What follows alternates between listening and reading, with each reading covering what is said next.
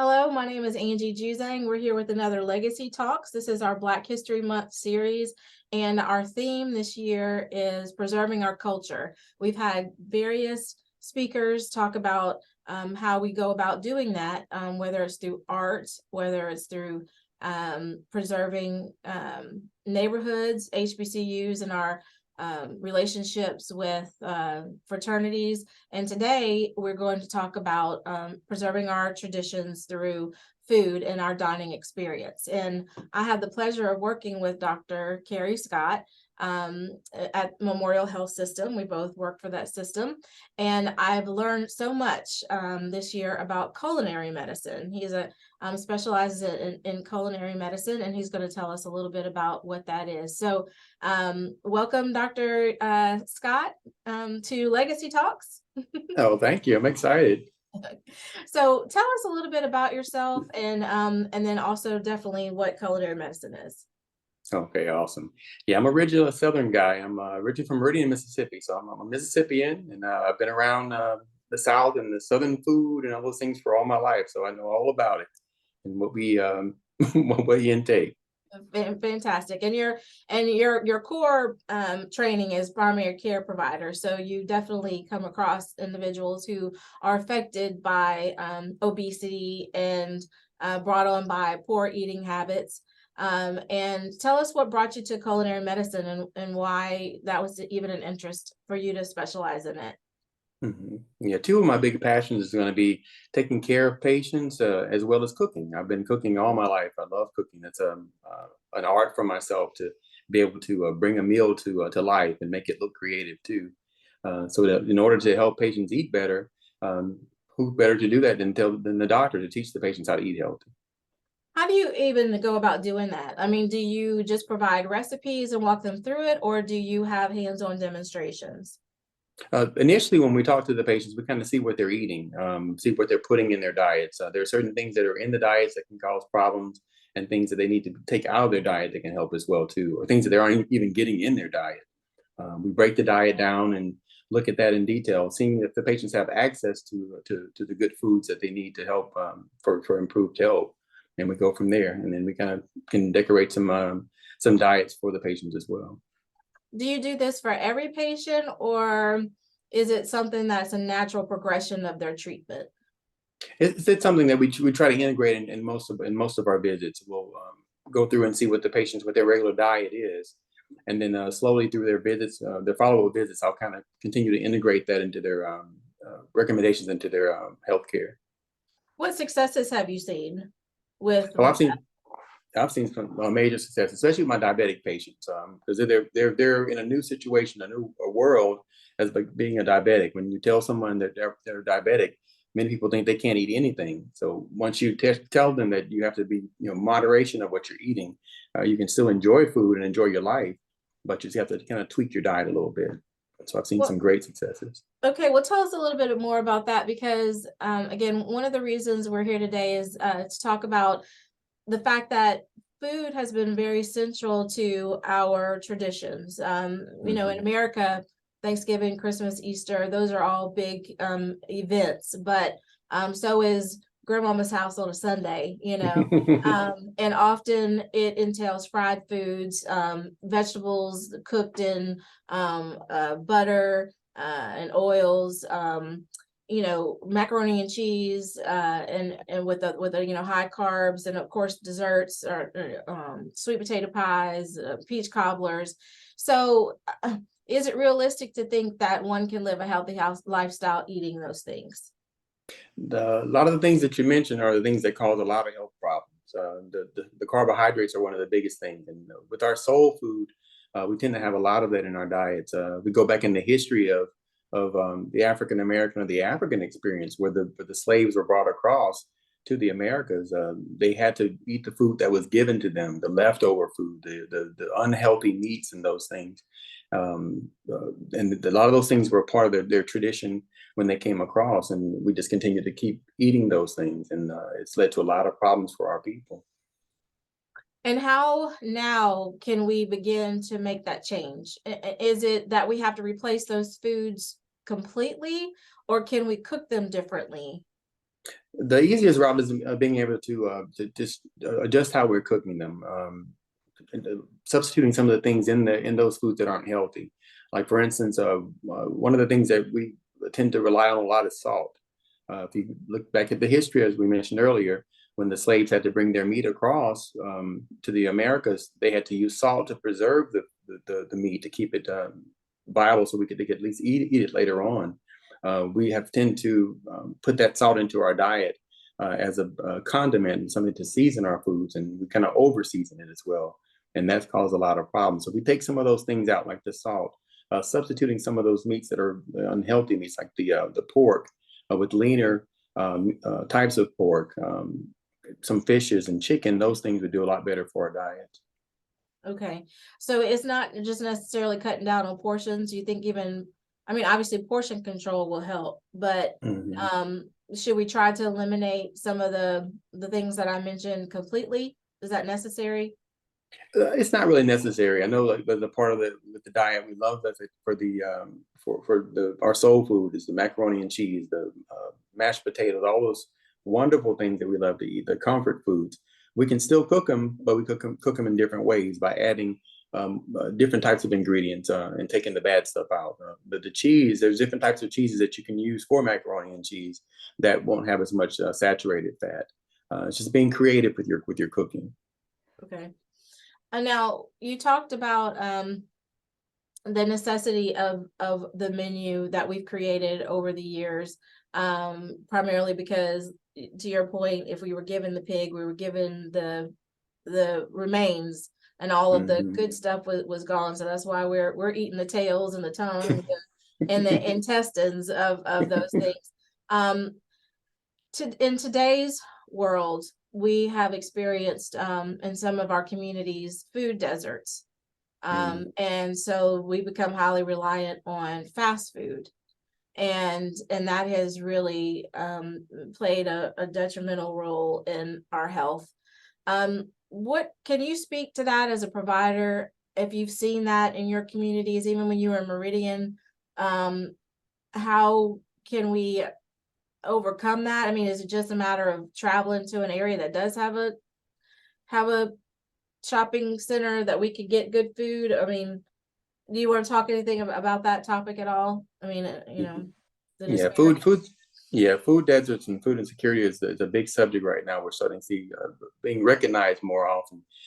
You can actually have a food desert in a major city. It just depends on where the people are located. When they don't have access to healthy foods, affordable foods that are good for them, then that's a food desert. Especially here in Mississippi, if you go into the Delta area, you see a lot of those food deserts. The rural Mississippi areas, they don't have access to those good foods. That leads on to food insecurity, where that person doesn't know where they're going to get the next healthy meal. They may not even have the finances to get the meal. So that's a big issue. In order for us to improve those areas, the communities are going to have to come together and look at doing some farming, making farm situations where they can share crop and those things, where they provide healthy food for the community. That's one possible solution to the problem. Getting some of the larger industries to come in and bringing appropriate grocery stores and shopping places in for patients to get healthy foods.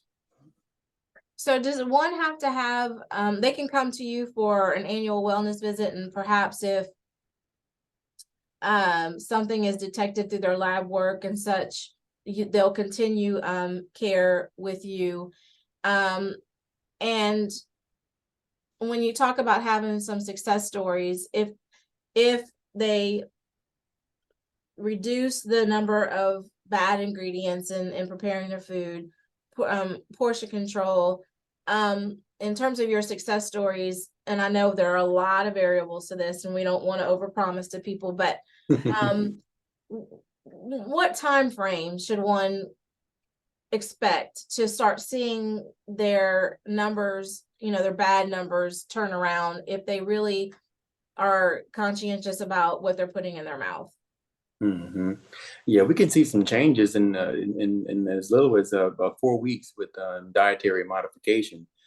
Taking just simply removing Coca-Colas and sodas out of your diet, you can drop about 5 to 10 pounds easily. Oh, wow. Um, blood pressure numbers can start going down within 4 weeks.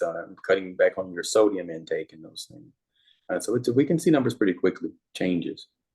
And that's a good point. In that hypertension, that can be brought on by our diet as well, right? I mean, there's genetic factors, of course, but why other than salt, what other, like, say, if someone does have hypertension, but they're not a big salt user, what food aspects would have brought on hypertension? I understand diabetes, but I don't understand Mhm. necessarily why food would impact high blood pressure.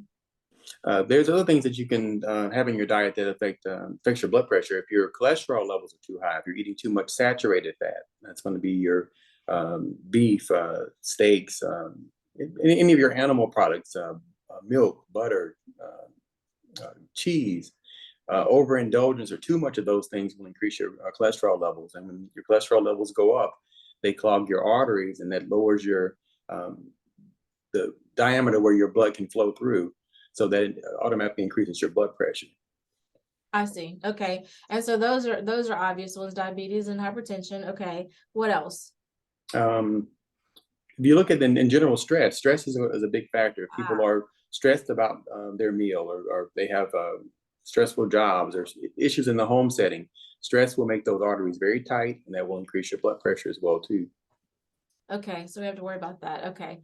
So I mean, obesity essentially is just a silent killer, right? I mean, Hmm. like, I know a lot of people, say that some folks lately that want to embrace, being overweight and not be judged and have maintain a healthy body image.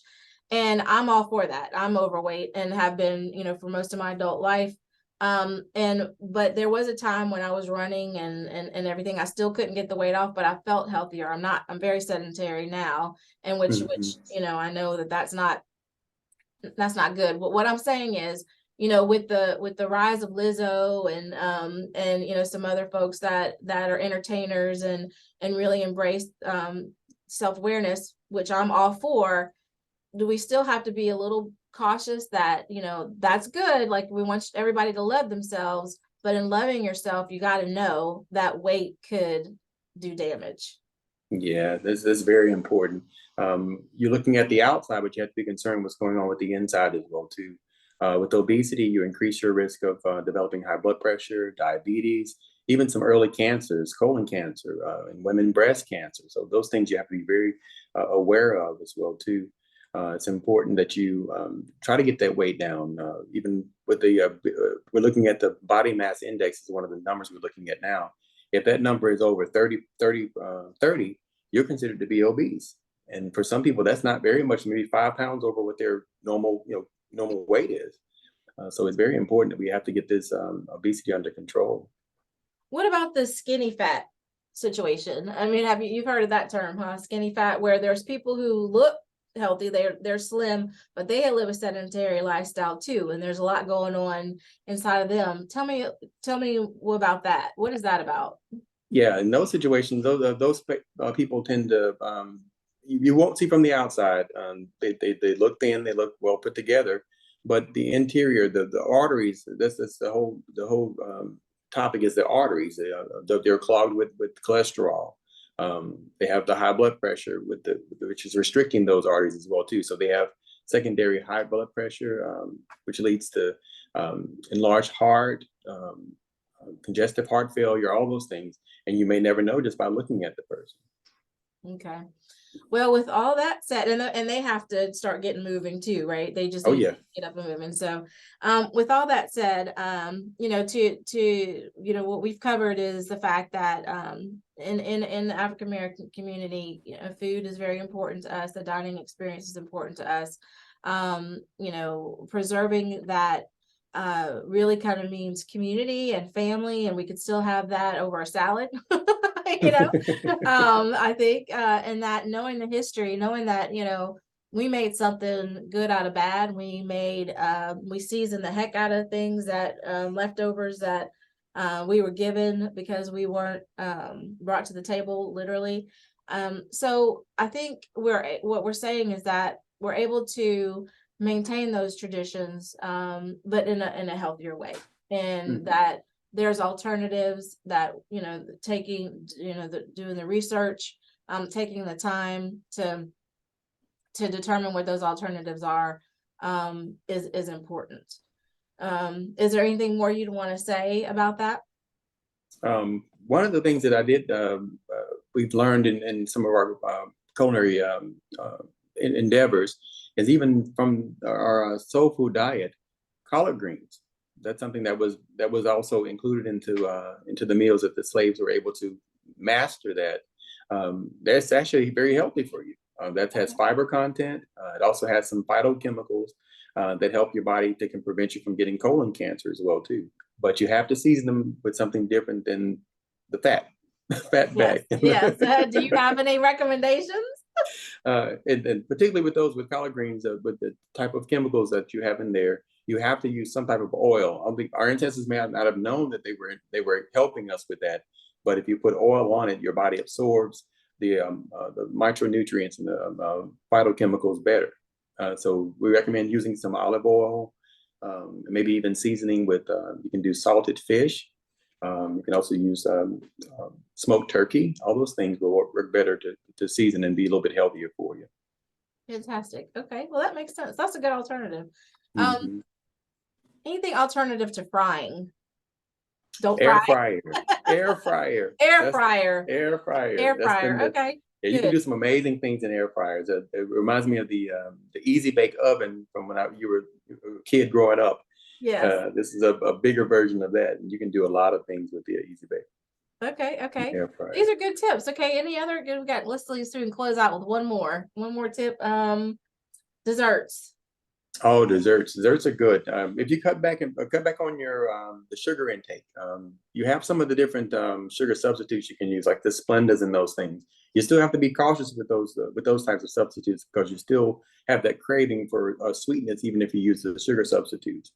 I know in the summertime we have our picnics and those things. We enjoy watermelon. That's one of the big things for in our picnic menus.